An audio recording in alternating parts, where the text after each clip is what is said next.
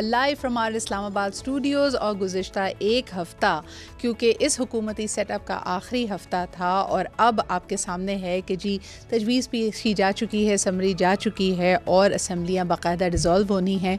तो ये हफ़्ता काफ़ी इंटरनेशनल वफूद की भी पाकिस्तान में आमद थी। इस हवाले से भी ये बड़ा मुनफरद रहा, बड़ा बिज़ी वीक रहा प्राइम मिनिस्टर ऑफिस के लिए। साथ साथ हम ये देख रहे हैं कि एक के बाद एक डेवलपमेंट्स हो रही हैं, लेकिन आज हालांकि yesterday was the last day for the Prime Minister in his office। इसके बावजूद निगरां सेटअप में वज़ीर आज़म कौन होंगे, ये भी अभी पाकिस्तान के लिए $1 मिलियन क्वेश्चन है। इसके बारे में लोग सिर्फ तजावीज़ दे रहे हैं, अंदाज़े लगा रहे हैं और जो सिलेक्टेड अपने लोग हैं, अपने जो नुमाइंदगान हैं, उनकी बात की जा रही है। लेकिन निगरां वज़ीर आज़म कौन होंगे, इस पर हतमी बात तभी होगी जब ये अनाउंसमेंट की जाएगी। आगे बढ़ते हैं जी। सबसे पहले आपको दिखाते हैं कि जो नेशनल असम्बली के अंदर इस वक्त ये पेश किया गया है, असम्बलीज़ को तहलील करने की जो एडवाइस है उसका इम्कान कहा जा रहा है कि आज है। उसकी बाकायदा किस तरह चीज़ें आगे बढ़ेंगी आपको बताएंगे। इसके अलावा कल मैं मौजूद थी जी GHQ में, वज़ीर आज़म यादगार शहदा पे भी गए और एक अलविदाई मुलाकात वहाँ के तमाम हाजरीन से भी की। इलेक्शन में 1 से 2 माह की ताख़ीर हो सकती है, ये कहना है वफाकी वज़रा का। PMLN की सीनियर लीडरशिप का इस पर शदीद तहफ़्फ़ुज़ात हैं। पाकिस्तान पीपल्स पार्टी को भी इस पर बात करेंगे, लेकिन सबसे पहले एक रिपोर्ट आपको दिखाते हैं जिसमें इस वक्त यही बात की जा रही है कि how are things going to move forward. Take a look.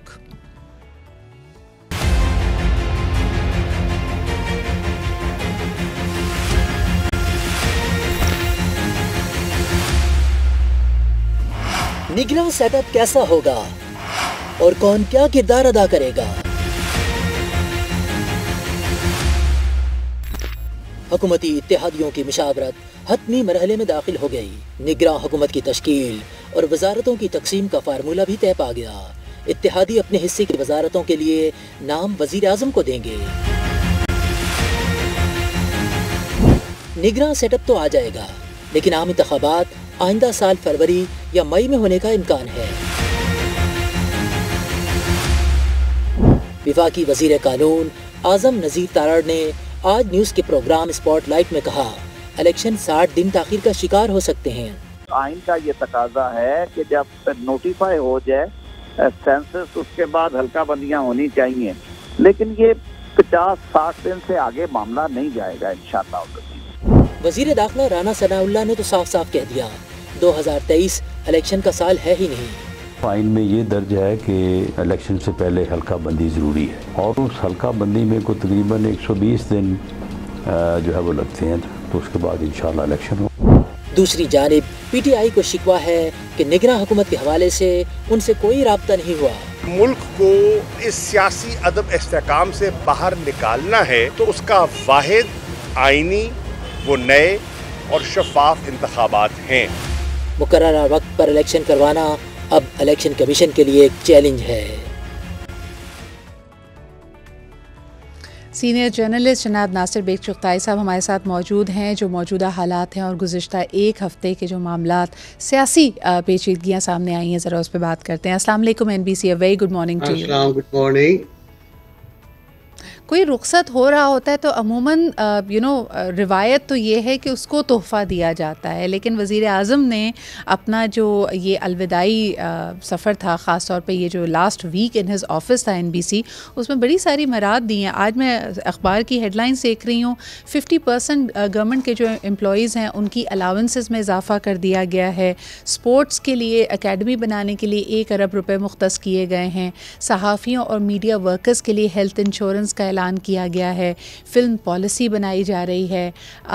ये इलेक्शनियरिंग है या वाकई ये आप कहेंगे कि जो रेगुलर उमूर होते हैं वो किए जा रहे हैं? आप कैसे देखते हैं इन सब चीज़ों को? देखिए, अगर असम्बली टूट चुकी होती है और हम इंतखाबी मुहिम में जा चुके होते ऑफिशियली इलेक्शन कमीशन के तहत, तो ये सब कानूनी इक़दाम होते, क्योंकि ये सब के सब मेरे ख्याल में, और मुझे यकीन है आपके ख्याल में भी, आपके सवाल से लग रहा है, इस बात पे यकीन कर रहे हैं हम लोग कि ये इंतखाबी मुहिम का हिस्सा है।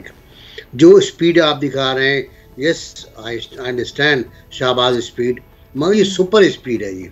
ये सुपर स्पीड है। और इसका आप ये देखें ना कि पंजाब के वज़ीर आला साहब किसी मुल्क में जाके वहाँ पर सेहत की सहूलतों का मुआयना कर रहे हैं, किसी और मुल्क में जाके कोई और साहब वहाँ के जो टेक्सटाइल का सिलसिला है उसका मुआयना कर रहे हैं। प्राइम मिनिस्टर सुबह से लेकर शाम तक रिफॉर्म्स का ऐलान कर रहे हैं, सहूलतों का ऐलान कर रहे हैं। जो आपने गिनाए तो चंद हैं, मेरे ख्याल है दर्जनों चीज़ें हमारे सामने आई हैं गुज़िश्ता सिर्फ एक हफ्ते के अंदर, सिर्फ एक हफ्ते में।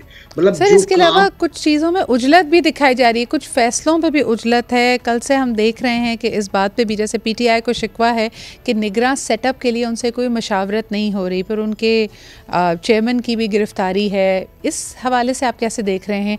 ये क्या तमाम चीज़ें हमें सियासी इस्तेहकाम की तरफ लेके जा रही हैं? देखिए सिद्रा, जो मखदूम शाह महमूद साहब फरमा रहे हैं वो बिल्कुल बेजा है, जायज़ नहीं है। उन्होंने तो अपने हाथ पैर खुद ही काट लिए, उन्होंने तो अपनी असम्बली तोड़ दी, इस्तीफे दे दिए। अब सेनेट पे हैं, वो सेनेट से मशवरा नहीं होता निगरान प्राइम मिनिस्टर के लिए, तो वो तो उनको तो बेकार है। अब जो कायदे से खिलाफ है, जिसको आपने हिट विट करके अपने आप को उसको भेजा है करने के लिए, वो मशवरा करेगा। और वो उसका कल मुझे बड़ा अच्छा बयान लगा कि मैं मसरूफ़ हूँ, आज प्राइम मिनिस्टर से मेरी मुलाकात नहीं हो सकती, कल मिलूंगा मैं। तो देखे ना कितना ताकतवर अपोजिशन लीडर है वो, क्यों कहता है मैं आज भी नहीं मिलूंगा प्राइम मिनिस्टर। तो अब ये सूरत हाल है। शाह साहब ने तो अपने आप को ख़त्म कर लिया, अपने पॉलिटिकल जो उनका प्लेस था, मुकाम था पार्लियामेंट में, वही गुम हो गया। लेकिन ये बात कि इंतखाबात की तैयारियां उरूज पर हैं, और एक और अंदाज़ा ये होता है मुझे कि ये जो कुछ भी है वो दरअसल इसलिए कर रहे हैं ताकि आने वाले वक्त में जब वो, उनको यकीन है कि वही आएंगे, उनको यकीन है इस बात का कि इंतखाबात वही जीतेंगे, उनको शायद ये अंदाज़ा है कि आने वाला सेटअप भी उनका अपना होगा, तो ताकि वो उसको कंटिन्यू कर पाए। आप देखें सरमायाकारी कौंसिल है, बहुत अच्छी बात है, ये काम बहुत पहले हो सकता था, ये काम 6 महीने पहले हो सकता था, ये काम 1 साल पहले हो सकता था, ये काम क्राइसिस के वक्त हो सकता था, और ये काम मिसाक़ मईशत के तहत हो सकता था। अगर उसमें पीटीआई नहीं आ रही थी तो तमाम पार्टियों में लेके बैठते आप और करके उसको डन करके कराए थे। यहाँ किसी और तरीके से हुआ है। सर अभी तो सबसे बड़ा मसला ये है, जो ऐसे आपने जिक्र किया शहबाज स्पीड जो बार बार बात की जाती है, बाकी चीज़ें तो बड़ी तेज़ी से हुई, लेकिन सेंसस और हल्का बंदियों के हवाले से एक दफ़ा फिर चहमगोइयाँ यही हैं कि इलेक्शंस हो सकता है 1 से 2 माह की ताख़ीर से हों। बार बार ये यकीन दहानी तो कराई जा रही है कि इससे ज़्यादा डिले नहीं होंगे, लेकिन इस पे भी पाकिस्तान पीपल्स पार्टी को शदीद तहफ़्फ़ुज़ात हैं। सो अब 2 part question for you. Number 1, realistically आप इलेक्शंस होते हुए कब देख रहे हैं अगर आज असम्बलीज डिज़ोल्व हो जाती हैं? और दूसरा ये कि क्या आज भी PDM का जो इत्तेहाद था, क्योंकि अब एक तो नंबर 1 सब ने अपने हलकों में जाना है, एक दूसरे के ख़िलाफ़ ही एक तरह से इलेक्शन की मुहिम को चलाना है, और ये जो डिलेज़ और बाकी चीज़ों के ख़दशे ज़ाहिर किए जा रहे हैं, क्या आज ये PDM की तमाम जमातें एक पेज पर हैं? टू बी वेरी फ्रैंक, नहीं, ऐसा नहीं है। PDM की जमातें एक पेज पर नहीं हैं, और उसका सबूत मैं आपको दूं, PDM की 2 बहुत क्लोज एलाइज, मतलब कहते हैं ना भाई भाई, JUI और PMLN, इन्होंने सुबह सरहद में जो 2 बाई इलेक्शंस हुए हैं 3 दिन पहले, उनमें अलग अलग हिस्सा लिया है, और दोनों जगह पर दोनों हारे हैं। एक जगह PTI का मुंतखब हुआ है, मथुरा में PTI का नाजिम मुंतखब हुआ है, और एक जगह आज़ाद उम्मीदवार मुंतखब हुआ है।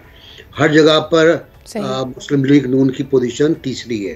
तो आने वाले इंतखाबात में अगर इन्होंने इसे सबक नहीं सीखा तो इनको इसी सिचुएशन का सामना करना पड़ेगा जो मथुरा में और हवेलिया में। NBC रिझाने के लिए तो वो सब कुछ कर चुके हैं। देखिए PDM जिस तरह इत्तेहाद में साथ थी, ऐसा नहीं हो सकता कि PDM की जमातों में आपसी कोई मुकाबला हो और कोई एक दूसरे से आगे हो। इनको इस वक्त व्यू PDM वर्सेस PTI के तौर पे ही किया जा रहा है, नंबर 1।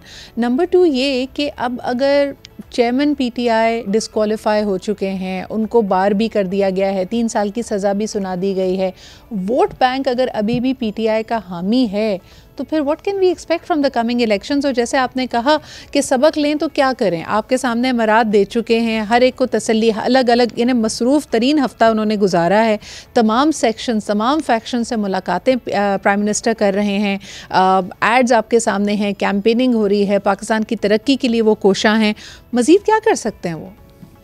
मज़ीद ही अब उनके पास जो होगा वो पॉलिटिकल प्लेटफॉर्म होगा, इंतखाबात का प्लेटफॉर्म होगा। अब सवाल मेरा ये है कि उस इंतखाबी प्लेटफॉर्म में लीड कौन कर रहा होगा, PMLN को कौन लीड कर रहा होगा ना? नवाज शरीफ साहब कब आना चाहेंगे, कब आना पसंद फरमाएंगे पाकिस्तान? एक तो बड़ा मसला ये ना, इधर हम कब से बात कर रहे हैं कब आएंगे। आया सादिक कुछ और कहते हैं, साद रफ़ीक कुछ और कहते हैं, राना सनाउल्लाह कुछ और कहते हैं, एक कहते हैं बस आने वाले हैं। एक साहब ने ये कहा कि जब नवाज शरीफ साहब जहाज़ में कदम रखे हैं तो आप समझे इंतखाबात होने वाले हैं। तो अभी तो जहाज़ ही नहीं गया है उनका, वो कदम कहाँ रखेंगे? और वो जो सवाल था आपका इंतखाबात का डिले का, वो उधार रह गया मेरे ऊपर। ये हमने आपसे पहले ही बात की थी कि इंतखाबात में डिले होगा, लेकिन मरदमशुमारी पर हमने बात नहीं की थी कि उसकी वजह से होगा। और ये और भी बहुत से इशूज़ थे, और ये डिले खासा लंबा अब होगा। और ये मेरा ख्याल है ये भी, इस पर भी PMLN के बहुत से वज़ीरों में और लीडरों में इख्तलाफात रहे हैं पिछले दिनों, लेकिन अब ये तय हो रहा है जैसे फरवरी मार्च NBC, जैसे हमने PTI को स्प्लिंटर होते हुए देखा, बहुत सारे उनके जो साबका मेंबरान थे उन्होंने अलग अलग जमातों को या तो ज्वाइन कर लिया या अपनी जमात बनाने का इरादा ज़ाहिर किया है।